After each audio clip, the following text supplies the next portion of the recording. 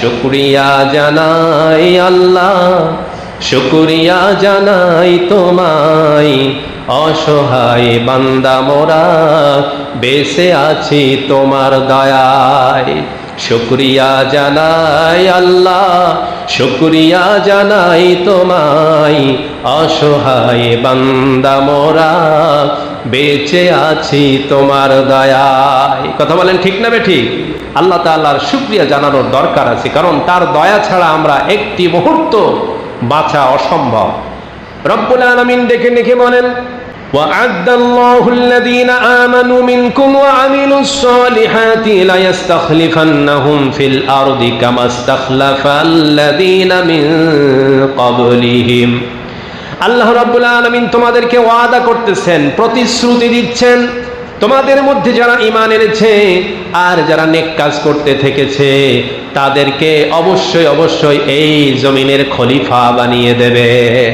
এই জমিনের কর্তৃত্ব, এই জমিনের নেতৃত্ব তাদের হাতে তুলে দেবেন, যদি তোমরা আল্লাহ পাকের প্রতি পূর্ণ বিশ্বাস, পূর্ণ আস্থা রাখতে পারো, বিশুদ্ধ ঈমান রাখতে পারো এবং তোমরা নেক আমল করতে পারো। তাহলে আল্লাহ রাব্বুল আলামিন তোমাদেরকে এই জমিনের খলিফা বানাবেন, যেমন ভাবে কামাস্তাখলাফাল্লাযীনা মিন ক্বাবলিহিম, ইতিপূর্বে তোমাদের মধ্য থেকে অনেকেরই এই পৃথিবীর রাজত্ব, এই পৃথিবীর খলিফা বানিয়েছিলেন।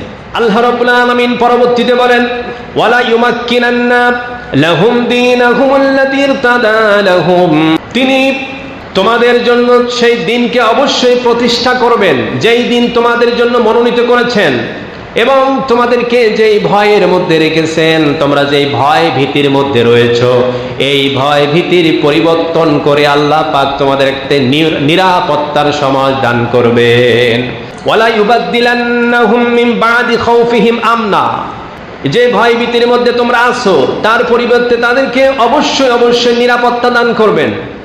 আল্লাহ রাব্বুল আলামিন ডাক দিয়ে বলেন, ইয়াবুদুনানি, তোমরা আমার ইবাদত করবে, আমার ইবাদত বন্দেগী করবে নির্ভেজাল ভাবে। ওয়ালা ইউশরিকুনা বি শাইআ, এবং আমার সাথে কাউকে শরীক করবে না। ওমান কাফারা বাদা যালিকা ফাউলাইকা হুমুল ফাসিকুন, তবে এরপরেও যারা কুফরির নীতি অবলম্বন করবে, যারা অকৃতজ্ঞতা প্রকাশ করবে, অবশ্যই অবশ্যই তারা ফাসিক বলে গণ্য হবে, তারা অবাধ্য বলে সাব্যস্ত হয়ে যাবে। সূরা নূরের 55 নম্বর আয়াতে কারিমায় আল্লাহ রাব্বুল আলামিন ওয়াদা করলেন, যদি তোমরা বেশ কয়টি কাজ করতে পারো। এক নম্বর হলো বিশুদ্ধ ঈমান আনতে হবে, কার উপরে? আল্লাহ তাআলার উপরে। দ্বিতীয় নম্বর হচ্ছে সৎ কাজ করতে হবে, আর 3 নম্বর হলো শিরিক মুক্ত ইবাদত করতে হবে। এই 3টা কাজ যদি আমরা করতে পারি, অবশ্যই অবশ্যই আল্লাহ তাআলার ওয়াদা, তিনি এই জমিনের খলিফা আমাদেরকে বানাবেন। বলেন সুবহানাল্লাহ। কিন্তু আমরা তো এই জমিনের খলিফা হতে পারছি না, তার কারণ আমাদের শর্ত যেগুলো আল্লাহ পাক দিয়েছিলেন সেই শর্ত আমরা পূরণ করতে পারি না, কারণ পূর্ণ বিশ্বাস আমাদের আল্লাহর প্রতি অনেকের নাই। আমরা যে আমল করি সেই আমলের মধ্যে কত যে ভেজাল, আর আমরা যে আমল করি তার মধ্যে শিরিক ঢুকে যায়। এই জন্য এই 3টি বিষয় আমাদেরকে অবশ্যই অবশ্যই, যদি আমরা শর্ত পালন করতে পারি, অবশ্যই আল্লাহ তাআলা যেহেতু ওয়াদা করেছেন তার ওয়াদা তিনি বাস্তবায়ন করবেন।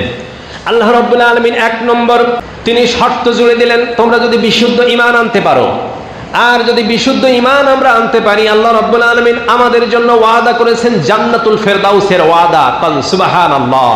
আল্লাহ রাব্বুল আলামিন সূরা কাহফের 107 নম্বর আয়াতে ডেকে ডেকে বলেন, ইন্নাল্লাযীনা আমানু ওয়া আমিলুস সালিহাতি কানাত লাহুম জান্নাতুল ফিরদাউসি নুজুলা, নিশ্চয় যারা তোমরা ঈমান আনো আর নেক কাজ করো, তোমাদের জন্য রয়েছে জান্নাতুল ফেরদাউসের উদ্যান, যেটা তোমাদের জন্য প্রস্তুত করা হয়েছে। তাহলে ঈমান এবং নেক আমলের দ্বারা আমাদের জন্য জান্নাতের ওয়াদা রয়েছে।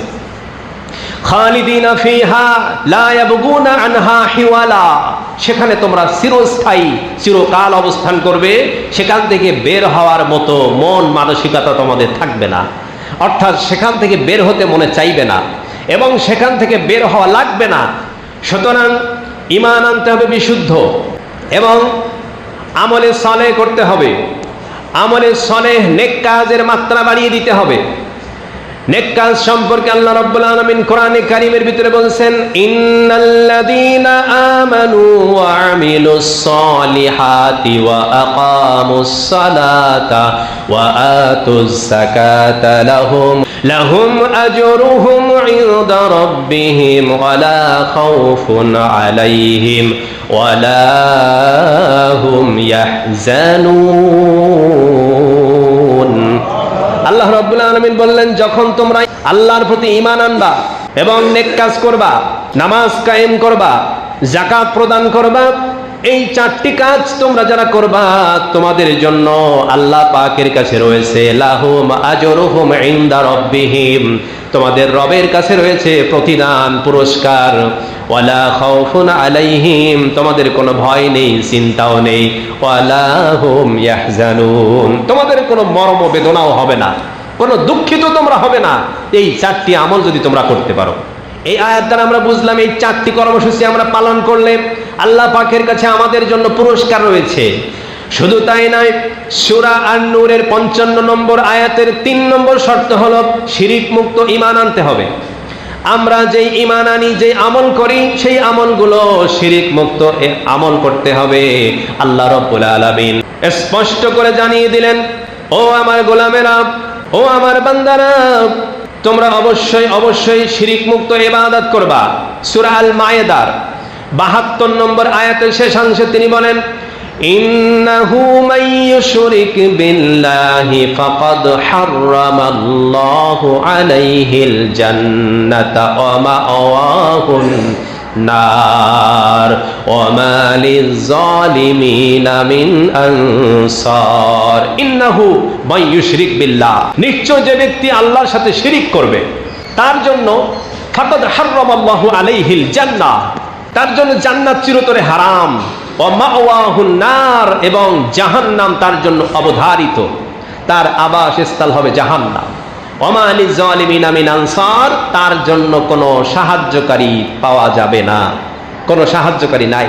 সুতরাং শিরিক করলে কি হয়? জান্নাত হারাম হয়ে যায় আর জাহান্নাম তার জন্য অবধারিত হয়ে যায়। এই জন্য শিরিক মুক্ত ঈমান এবং আমল আমাদের আনতে হবে।